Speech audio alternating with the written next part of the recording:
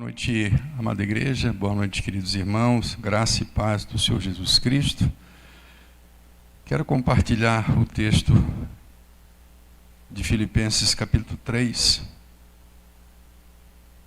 versículo 8, vamos estar lendo até o versículo número 12. O texto sagrado diz: e na verdade também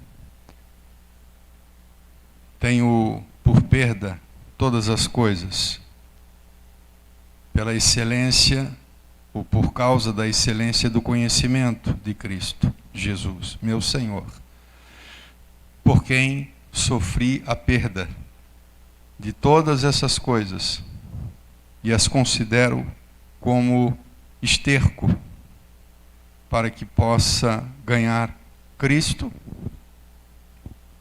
para que possa ser achado nele, não tendo a minha justiça que vem da lei, mas a justiça que vem pela fé em Cristo, a saber, a justiça que vem de Deus, por intermédio da fé. E assim conhecê-lo, ou para conhecê-lo. E também a virtude, ou o poder que o fez ressuscitar. E a comunicação das suas aflições, sendo feito conforme a sua morte, na esperança de eu mesmo chegar à ressurreição dos mortos. Não que eu já tenha alcançado, ou que eu seja perfeito, mas prossigo para alcançar aquilo para o que também fui preso por Cristo Jesus. Semana passada nós estávamos no versículo número 10 e tínhamos falado alguma coisa sobre o conhecimento de Cristo, falamos sobre o poder da ressurreição, o poder que fez Jesus ressuscitar. Paulo quer que esse poder haja em sua vida, como ele também tem a disposição de participar das aflições de Cristo. E finalmente no versículo 10, que nós veremos hoje, e ser feito conforme a sua morte. Paulo está dizendo que uma das coisas que certamente ele se dispõe, ou ele se propõe, é ser feito conforme a morte de Cristo. E aqui a gente precisa refletir um pouquinho e entender o que ele está querendo dizer em alguém ser conformado à morte de Cristo, né? Quando Paulo fala de morte, Paulo ele está falando de duas coisas, ou eu entendo que duas considerações nós temos que fazer quando ele fala sobre ser conformado à morte de Cristo. Primeira coisa que o apóstolo Paulo se refere é que não somente ele se considera morto para o pecado, mas isso é uma regra para todos nós. Ou seja, em primeiro lugar, todos nós temos que nos considerar mortos para o pecado. Todos nós temos que nos considerar mortos para esse mundo e renascidos em Cristo, né?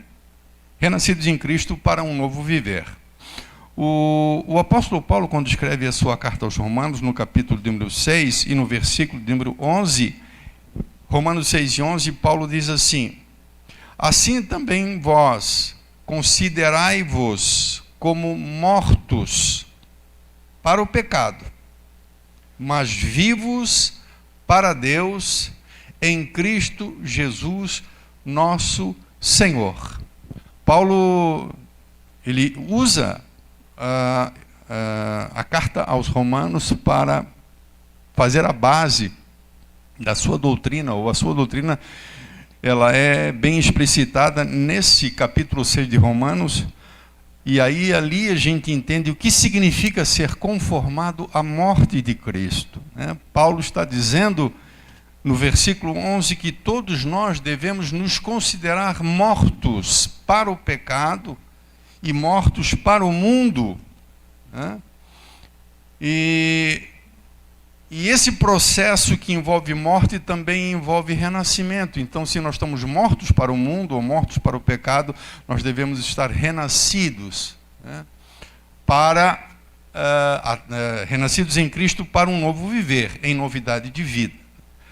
Na carta do apóstolo Paulo aos Gálatas, no capítulo 6, Paulo diz que ele está crucificado para esse mundo.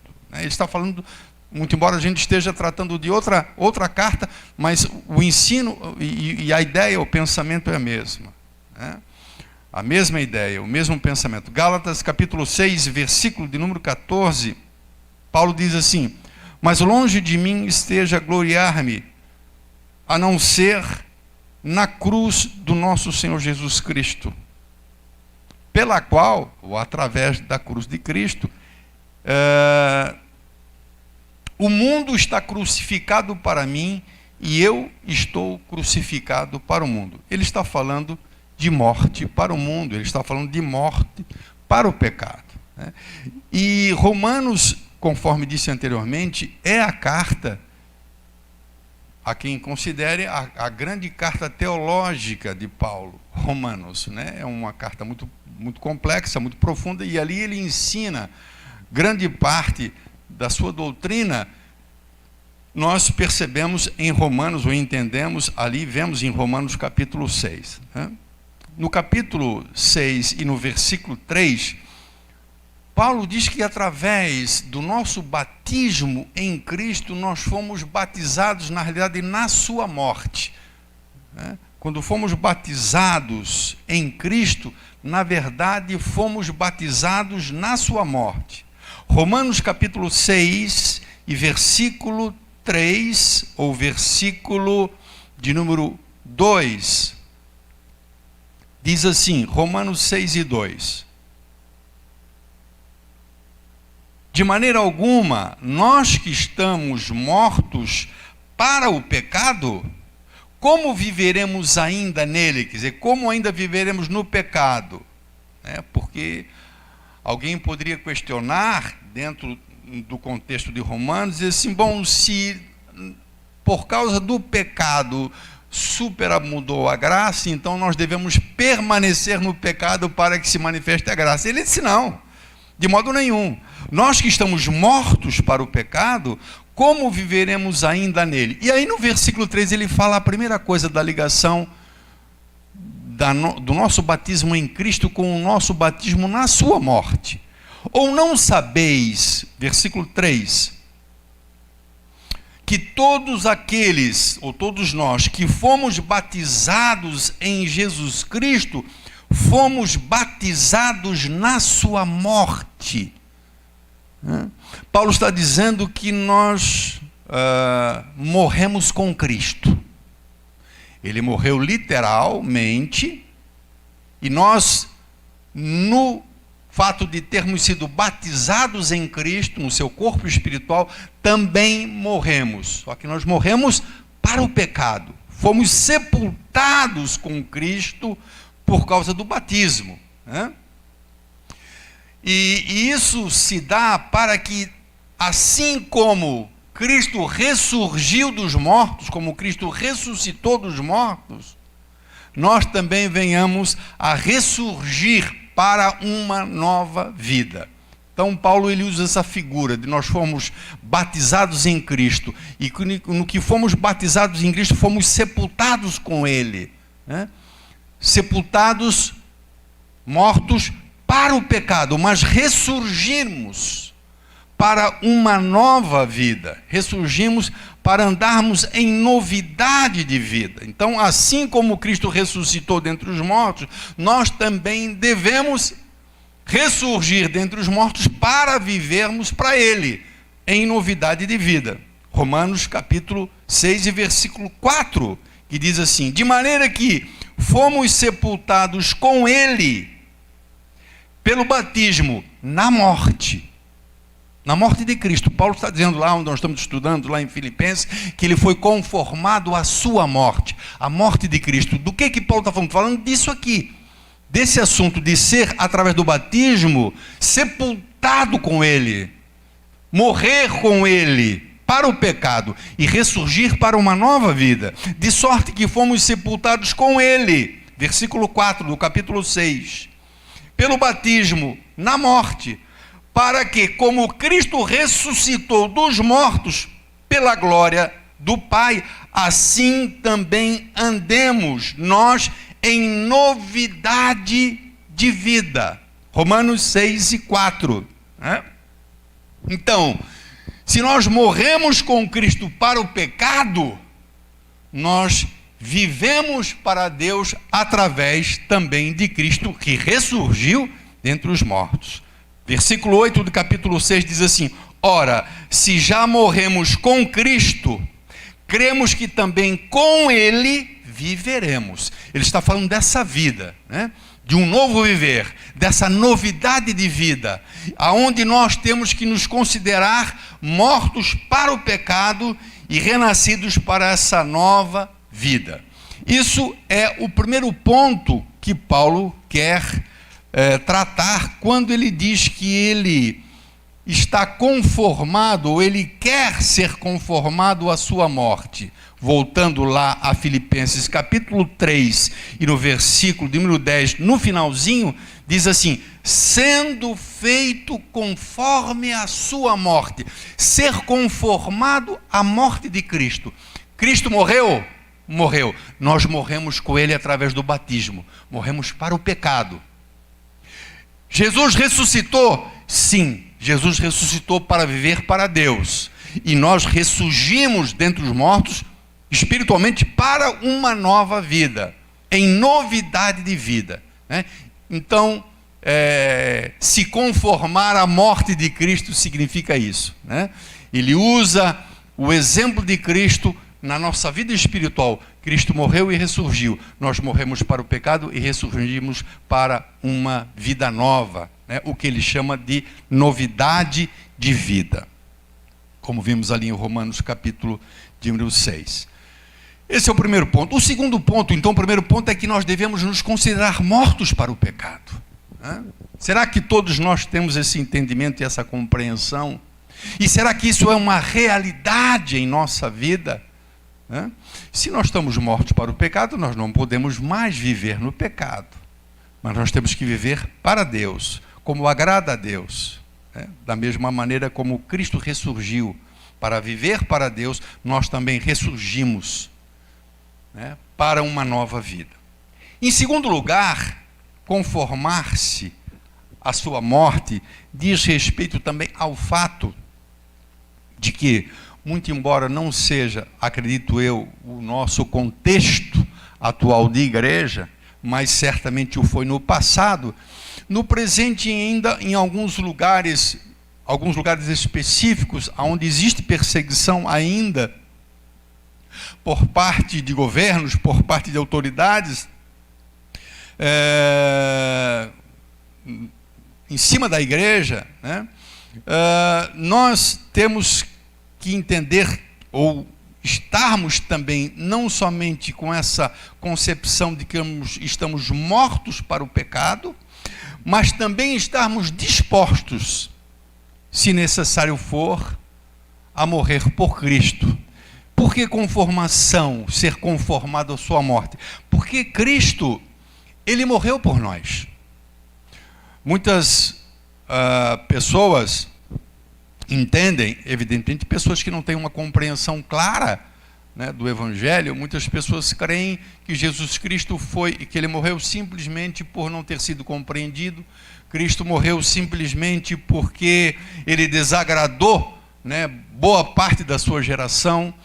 Ele foi morto porque alguns religiosos da sua geração tinham inveja dele, não gostavam dele, e assim o levaram à morte, né? Ou fizeram com que as autoridades, eles fizeram a cabeça, digamos, das autoridades, no sentido de puni-lo e de crucificá-lo, né?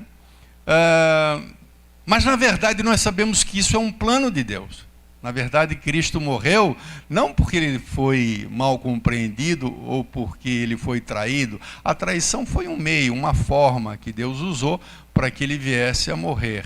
Mas, na verdade, o propósito da morte de Cristo foi nos salvar. Então, nós dizemos que Cristo morreu por nós. Da mesma maneira que Cristo morreu por nós, muito embora o seu propósito foi nos salvar, também compete à igreja estar disposta individualmente cada pessoa a também morrer em nome de Jesus Cristo, se for necessário, se for necessário e como foi necessário no passado, né? Muitas pessoas morreram por causa do seu testemunho. Muitas pessoas foram sacrificadas, muitas pessoas foram condenadas, né? Paulo foi uma das pessoas, né, que presenciou o martírio de Estevão, o primeiro mártir, né, e as roupas foram depositadas aos pés de Paulo, e ele consentia naquela execução de Estevão, né? E por que Estevão morreu? Morreu por causa de Cristo. A diferença é que a nossa morte por Cristo não produz salvação. A de Cristo por nós produziu salvação. A nossa morte por Cristo, ela produz honra e glória para o Senhor, né? O Evangelho de Mateus, capítulo número 10, Mateus 10, versículo de número 38,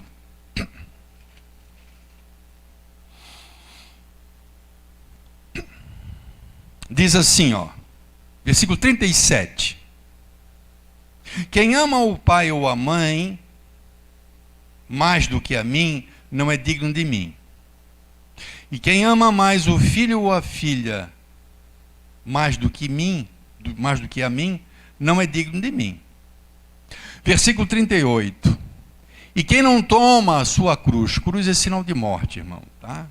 É expor a sua vida à morte, literalmente, né? Não é somente no sentido de tomar a cruz, quer dizer, de aceitar um fardo, de aceitar problemas, de aceitar situações difíceis da vida. Aqui, tomar a cruz, o sentido primeiro é estar disposto a morrer, assim como ele morreu, né? Jesus foi perseguido e morreu por nossa causa. E muitos da igreja morreram e foram perseguidos por causa de Jesus Cristo. De certa forma, isso é se conformar à sua morte, né? Quem não toma a sua cruz, não segue após mim, não é digno de mim. E quem achar a sua vida, vai perdê-la. Quem quiser preservar a sua vida, no sentido de, uma vez ameaçado por causa da fé, e ele refugar e negar o nome de Jesus Cristo para preservar a sua vida, é isso que ele quer dizer em achar a vida. Ele vai perdê-la, né? Porque negar a Cristo é o pior que alguém possa fazer, né? E confessar a Cristo, mesmo diante da possibilidade de morte, isso é o maior privilégio. Muito embora nós talvez não entendamos, né? Até, quem sabe, pelo nível de maturidade que a gente tem alcançado até o momento, a gente ainda parece ser difícil para nós isso, né? Então ele diz assim, quem achar a sua vida, quer dizer, quem quiser preservar a sua vida, né, com medo, esse vai perder. Mas quem perder a sua vida por amor de mim, né, então é morrer por Cristo, esse vai achá-la, né? Esse vai achá-la.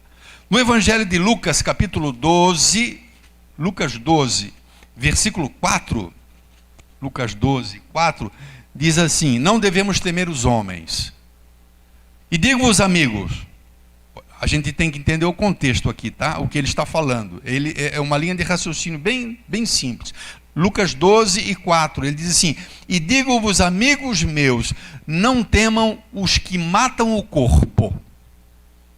Ele já está falando de uma coisa aqui, né? Que a igreja, num dado momento, ia ser confrontada e haveria perigo de morte, justamente por causa da sua fé e da sua profissão de fé no Senhor Jesus Cristo. Então não temam aqueles que matam o corpo e depois não tem mais o que fazer, quer dizer, não tem mais poder. O único poder das autoridades, do homem, do governo, é matar o corpo. Mas eu vos mostrarei A quem deveis temer?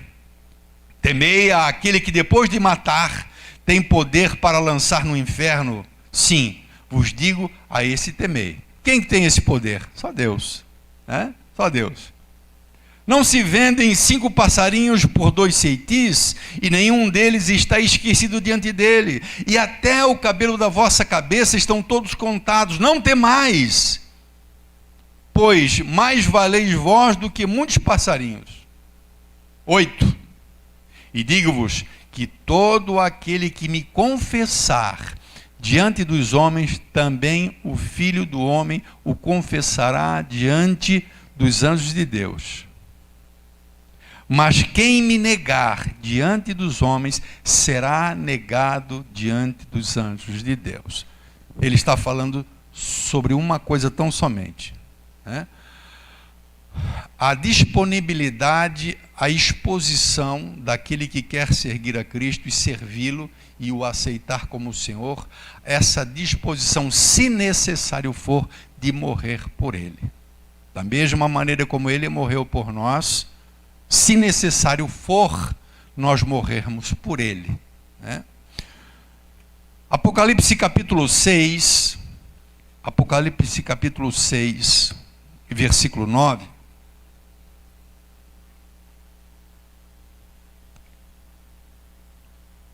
diz assim, Apocalipse 6 e 9. E havendo aberto o 5º selo, depois que o Cordeiro abriu o 5º selo do rolo, do pergaminho, vi debaixo do altar as almas dos que foram mortos por amor da palavra de Deus. Cristo é a palavra, por amor a Cristo, por obedecer a Deus, por amor da palavra de Deus e por amor do testemunho que deram. E clamavam com grande voz, dizendo: até quando, ó verdadeiro e santo Deus, e santo dominador, não julgas e vingas o nosso sangue dos que habitam sobre a terra? Então aqui é uma palavra, um clamor dos mártires. João vê os mártires debaixo do altar, na eterna glória, clamando pela justiça, porque eles morreram, seu sangue foi derramado por causa do seu testemunho, por amor a Cristo. E a cada um foi dada uma comprida veste branca, e foi-lhe dito que repousassem ainda um pouco de tempo, até que também se completasse o número de seus conservos e seus irmãos que haviam de ser mortos, como eles foram. Então, se conformar à morte de Cristo é, em primeiro lugar, se considerar morto para o pecado e para este mundo. E, em segundo lugar, se dispor, se necessário for, a morrer por Cristo. Eu acho que eu comentei na semana passada que certamente existem alguns vestígios, ou existem alguns vestígios, da nossa salvação em nós. Alguém pode dizer assim: como é que nós podemos dizer que uma pessoa é salva verdadeiramente? Claro, se uma pessoa verdadeiramente é salva, ela tem o Espírito Santo de Deus, e o fruto do Espírito há de se manifestar nessa vida. Então, uma das formas de nós identificarmos alguém que é salvo é o fruto do Espírito que se manifesta nessa vida.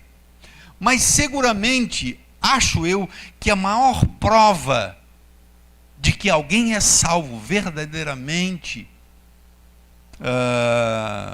por Deus, através de Jesus Cristo, é no momento em que ele faz uma entrega total. Ele não entrega somente as coisas que diz respeito à sua vida, mas ele entrega a sua própria vida. Entregar a vida a Cristo, irmãos, é algo que muitas vezes a gente não alcança a dimensão disso, mas a Bíblia nos dá a dimensão. A dimensão é entrega total. Então, quando alguém entrega a sua vida por Cristo, quando ele expõe a sua vida ao perigo por amor a Cristo, essa, sem dúvida, é a maior prova de que ele é alguém que experimentou o novo nascimento, né? Não existe, acho que, elemento mais comprobatório de que eu sou uma pessoa salva, se em dado momento eu ver a minha vida ameaçada, eu correr o risco de morrer, né? Mas mesmo assim eu enfrentar e confessar o meu nome e expor a minha vida, manifestando a minha fé diante dos homens, a minha fé em Cristo. Como disse anteriormente, acho que nada pode trazer mais glória ao nome do Senhor do que aquele que efetivamente se entrega totalmente por Ele. Como disse na outra oportunidade, aqui a gente pode entender a validade dessa expressão que, quando alguém diz, eu entreguei a minha vida a Cristo, né? Existem algumas igrejas onde se fala muito isso, né? Eu entreguei a minha vida a Cristo agora. E muitas vezes o que se vê não é isso, né? A vida ainda está muito no controle da pessoa, né? A pessoa ainda controla muito a sua vida. Imagine se muitas vezes a pessoa controla a sua vida em detalhes pequenos, imagine no grande detalhe que seria o limite, né, de entregar a sua vida por Ele. Ainda na carta aos Filipenses, a gente, no versículo 10 e nos versículos anteriores, a gente vê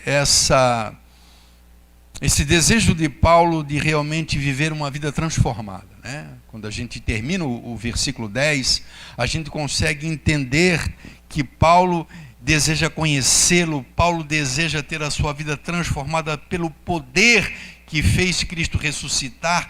Paulo deseja experimentar as aflições de Cristo e Paulo está disposto a ser conformado à morte de Cristo, né? E no versículo de número 11, diz assim: para ver se de alguma maneira eu possa chegar à ressurreição dos mortos. Tem uma outra versão que eu acho melhor, que diz na esperança, quer dizer, ele vive tudo isso, né? Essa vida que o faz morrer para o pecado todos os dias, essa vida que possibilita ele sofrer as aflições de Cristo, essa vida que o conforma à morte de Cristo, né? Ele quer viver essa vida transformada por esse poder de Deus, mas ele objetiva algo maior, ele quer algo maior, o seu foco. Por isso a necessidade, e é um assunto que ele vai progredindo, né? O seu foco não é exclusivamente viver este mundo, ou neste mundo, desta maneira, né? Mostrar a sua vida, ser luz nesse mundo, ser sal nesta terra, através desse poder que o faz ser realmente um servo do Senhor.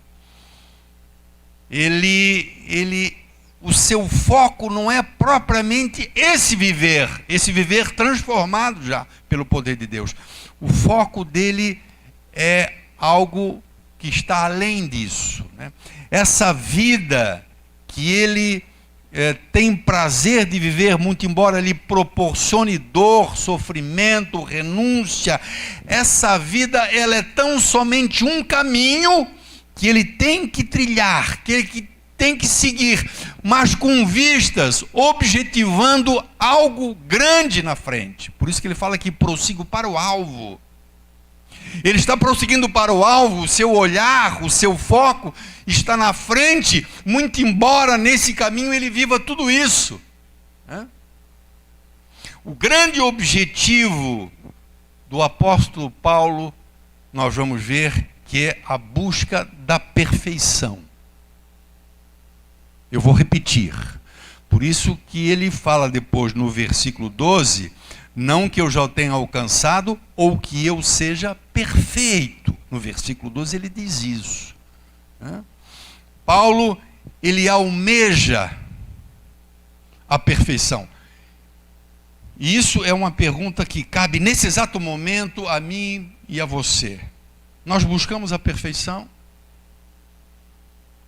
Isso é uma coisa que está no nosso coração. Certamente Paulo, ele buscava a perfeição. E eu acredito, irmão, sinceramente, no meu modo de pensar, que não existe crente de verdade que não busque a perfeição. O que eu quero dizer com isso é que o fato de Paulo viver uma vida que aos nossos olhos era uma vida perfeita, no sentido de servir a Deus, de testemunho, de dar testemunho de Jesus Cristo, de ser realmente alguém abençoado e abençoar os outros, né? De expor a sua vida aos perigos, de ser fiel a Deus. Alguém poderia considerar isso como a perfeição. Por Paulo chegou num ponto, esse homem alcançou a perfeição. Não. Ele diz que ele não alcançou a perfeição. Versículo 12. Não que eu tenha alcançado ou que eu seja perfeito. Então a perfeição, por isso, o fato dele ter falado ou mencionado no versículo 11, que ele pretende chegar à ressurreição dos mortos. A esperança dele, né, é que após ele ter vivido essa vida, uma vida que lhe foi conferida pelo poder de Deus, de poder viver agradando a Deus, ele espera que após tudo isso, ele realmente chegue na literal perfeição, aonde efetivamente nós seremos perfeitos. Quando nós falamos em perfeitos, muitas vezes a gente pode entender, no fundo, uma quase perfeição. Enquanto estamos aqui, o camarada é perfeito, né? Quando a gente se lembra de Paulo, quando a gente se lembra de Tiago, quando a gente se lembra como Estevão, os servos de Deus, né? Aquela igreja primitiva que se expunha ao perigo, que vendia tudo que tinha, né? E compartilhava com a igreja para que não houvesse necessidade da igreja. A própria manifestação dos dons na igreja, alguém pode supor que ali, naquele estágio, essas pessoas teriam alcançado a perfeição. E alguém poderia supor, não, Paulo, eu acho que no ponto em que ele está, escrevendo aos Filipenses já na sua velhice, alguém podia dizer, bom, Paulo chegou na perfeição. Não, ele diz, não que eu tenha alcançado ou que eu seja perfeito. Todo o esforço de Paulo, todo o empenho de Paulo, tudo isso não o tornou, irmãos, presta atenção, toda essa vida dele não lhe conferiu o título de ser alguém perfeito. Não. Mesmo vivendo essa qualidade de quase perfeição, e torna a dizer quase perfeito, Paulo não alcançou a perfeição, mesmo no final da sua vida. A perfeição ele só alcançará quando da ressurreição dos mortos. Então, embora Paulo ele almeje a perfeição, embora Paulo se empenhe por buscar essa perfeição, a verdadeira perfeição só será alcançada quando da ressurreição dos mortos. Quando a gente olha para Romanos capítulo 7, e a gente vê a luta do homem de Deus, dizendo assim, puxa, aquilo que eu quero fazer eu não faço. E é Paulo que está dizendo, irmão. E aquilo que eu não quero fazer, isso eu faço. Então existe uma batalha ainda dentro do homem. Por mais que nós estejamos amadurecidos, espiritualmente falando, por mais que nós estejamos muito distante do que éramos no passado, ainda não alcançamos a perfeição. Mas ele busca essa perfeição. E ele vê a perfeição tão somente na ressurreição dos mortos. Você sabe o que vai acontecer na ressurreição, né? Ressurreição dos mortos, claro, como o próprio nome diz, para quem estiver morto, quando da vinda de Cristo. Quem estiver vivo será arrebatado, será transformado. Então essa transformação ou essa ressurreição nos proporcionará a condição de perfeitos, porque a Bíblia diz que quando isso acontecer, nós seremos como Ele é. Não julgue ninguém, mesmo o próprio apóstolo Paulo, não julgue você, que o próprio apóstolo Paulo tem alcançado a perfeição, porque ele testemunha dizendo que ele não alcançou a perfeição. Se você abrir a palavra de Deus em 1 João, primeira carta de João, capítulo 1, versículo 8.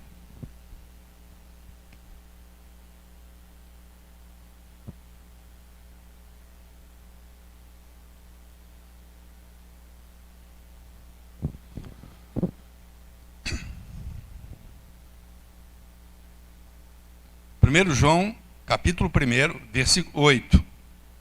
Diz assim, ó. Se dissermos, quem está falando isso é o apóstolo, né? E ele não diz, se vocês disserem que vocês não têm pecado, ele diz, se nós dissermos que nós não temos pecado, nós nos enganamos a nós mesmos, e não há verdade em nós. Irmãos, se há um pecado na minha vida que eu cometo hoje, se há um outro pecado que eu cometo daqui 2 dias, 3 dias, a minha vida não é perfeita, porque ainda existe a manifestação do pecado. Por melhor que nós sejamos, por mais dedicados que sejamos ao Senhor, por mais que sejamos pessoas de oração, por mais que nós sirvamos a Deus na igreja, por mais dedicado que sejamos, o fato de pecarmos nos faz estar na condição de imperfeitos. Tá? De imperfeitos. Se confessarmos os nossos pecados, Ele é fiel e justo para nos perdoar os pecados e nos purificar de toda a injustiça. 10. Se nós dissermos que não pecamos, nós fazemo-lo mentiroso, e a sua palavra não está em nós. Meu filhinho, estas coisas vos escrevo, para que não pequeis. Mas se alguém pecar, temos um advogado junto do Pai, Jesus Cristo, o justo. E diz ele que é a propiciação pelos nossos pecados, né? Então essa vida, é isso que Paulo está falando ali, em Filipenses. Essa vida que ele vivia, né, e que muitos poderiam considerar como uma vida perfeita, puxa, Paulo alcançou a perfeição, né? Não, ainda havia falhas, ainda havia imperfeição na vida dele, né? Mas essa perfeição, ela será alcançada na ressurreição dos mortos. Por isso que o alvo dele, o objetivo dele, claro, o alvo dele é Cristo, né, irmãos? É estar com ele na glória, é estar na sua presença, isso não tem dúvida. Mas fora essa questão da pessoa de Cristo, o grande alvo de Paulo não é essa vida que ele vive agora, mesmo sendo uma pessoa de Deus, uma pessoa que sabe que faz a obra de Deus, que renuncia o pecado. O seu foco é a perfeição. Por isso ele diz que ele faz todas essas coisas, né? Ele quer experimentar o poder, ele quer comunicar as aflições de Cristo, ele quer ser conformado à morte de Cristo, para, por este caminho, alcançar a ressurreição dos mortos. E aí ele fala em ressurreição dos mortos e perfeição, né? Ele diz, não que eu já tenha alcançado ou que eu seja perfeito. Então, as duas coisas acontecem. No momento da ressurreição, todo crente alcançará a perfeição.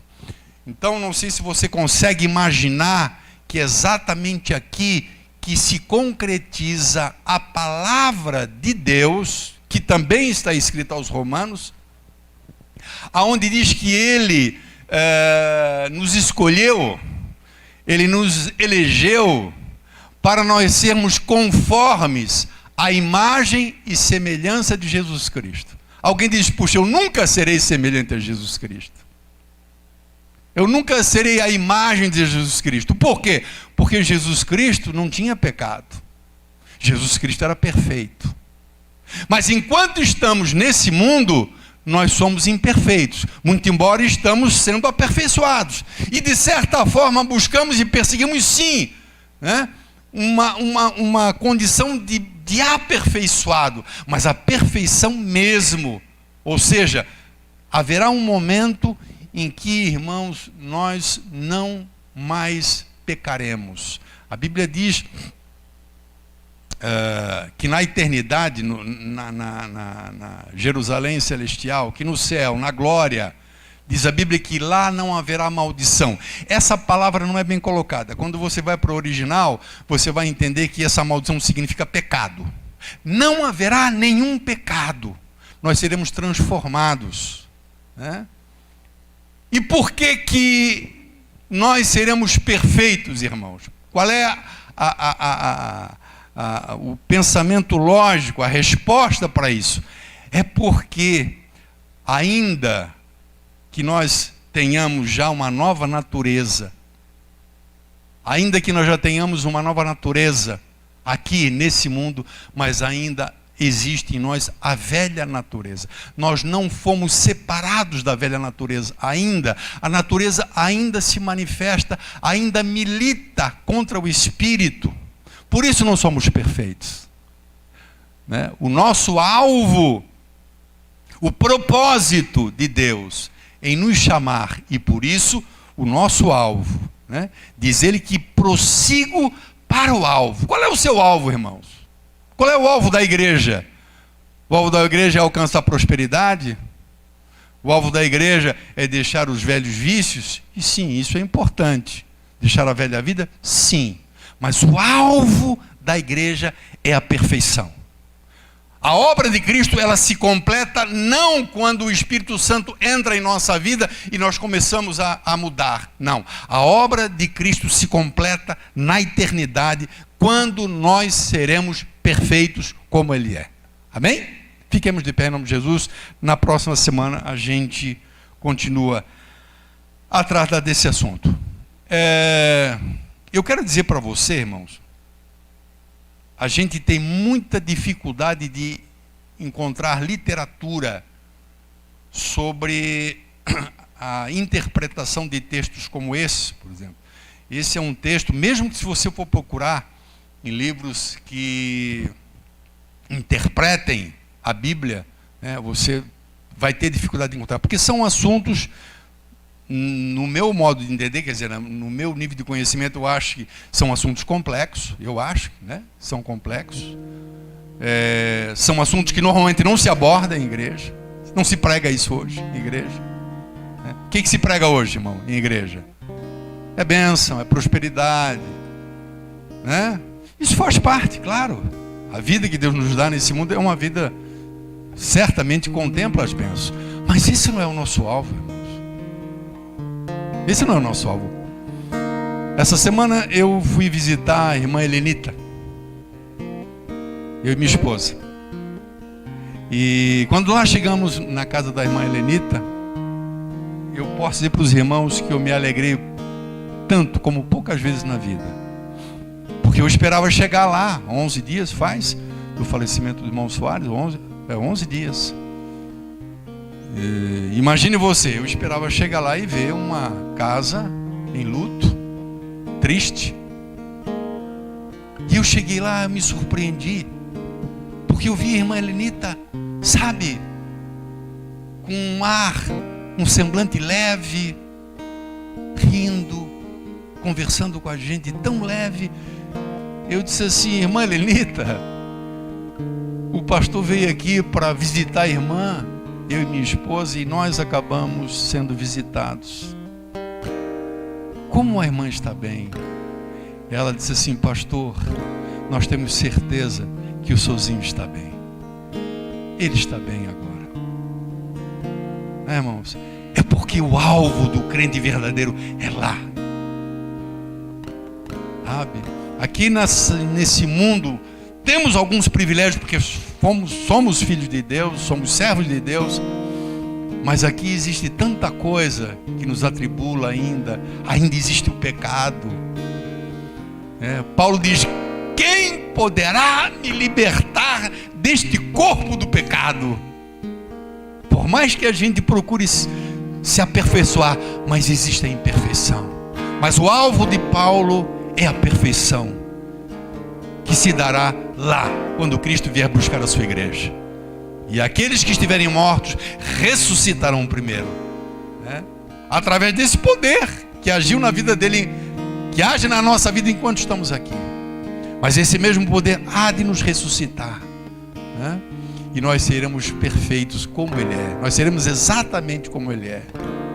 Como o pecado atribula, irmãos? Puxa vida, como é triste, como é ruim quando a gente peca. Eu não falo um pecado muito grave, às vezes até uma coisa pequena, não, uma coisa leve, mas não se incomoda. Não sei se você é assim, eu me incomodo, irmão. Puxa Deus, por que eu fui dizer isso? Por que eu fui fazer isso? Porque faz parte, porque nós não somos perfeitos. Mas um dia nós haveremos de ser perfeitos como Ele é. Então vamos prosseguir para o alvo, esquecendo-se das coisas que para trás ficaram. Existe tanta coisa que fica para trás. Existem coisas boas, mas existem coisas ruins que ficam para trás. Eu vou me esquecer das coisas que ficam para trás. Eu prossigo para o alvo. Nosso querido Deus e Pai, em nome do Senhor, te agradeço, Deus, por esta palavra trazida, ministrada ao nosso coração. Que os nossos olhos, ó Deus, estejam postos no alvo. Tu és o nosso alvo, Senhor. E mais, que o Senhor nos conceda o grande privilégio de alcançarmos essa condição. Que nada nos faça desviar deste caminho. Que vivamos neste mundo a vida que o Senhor quer que nós vivamos, negando-nos a nós mesmos, nos expondo, Senhor meu Deus, aos perigos, se necessário for, mas com os olhos no alvo. Nosso coração anseia, nossa alma anseia nos libertar, ó Deus, daquilo que traz peso, opressão, tristeza ao nosso coração, especialmente o pecado, Deus. Mas nós confiamos em Ti, ó Deus, que através de Cristo iniciasse em nós a boa obra, e o Senhor está aperfeiçoando a nossa vida e há de completá-la no dia de Cristo Jesus. A Tua obra vai se completar, nós seremos perfeitos neste grande dia. Por isso nos preserva, Deus. Em nome de Jesus Cristo, leva na Tua paz o Teu povo, os Teus filhos. Dá-nos repouso e descanso, Senhor, para aqueles que nesse dia se cansaram. Dá refrigério para a alma, Deus, daqueles que nesse dia se angustiaram, se entristeceram. Que a alegria do Teu Espírito Santo visite a nossa vida, Pai. Em nome de Jesus. Amém? E glória a Deus. Deus abençoe, amado. Vá na paz do Senhor.